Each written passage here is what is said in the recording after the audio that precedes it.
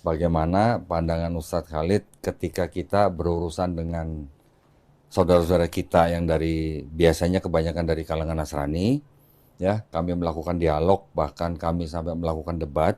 Allah Subhanahu wa taala sebutkan dalam Al-Qur'an. Dia tahapannya kan. Iya. Ya. Ud'u ila sabil rabbika bil hikmati wal mau'idatil hasanah wajadilhum billati hi ahsan.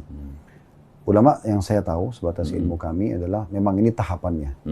Berdakwahlah kalian di jalan Tuhan kalian dengan hikmah. Berdebat itu bukan berarti konotasinya selalunya negatif, tidak. Saya dengan beberapa pendeta juga masih menjalin hubungan baik. Kami masih bisa ngopi bareng, makan bareng.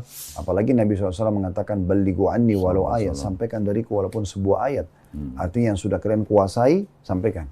Sehingga kita tidak perlu lagi khawatir. Juga. Keren banget ya kalau seorang dokter yang ngomong beda ya.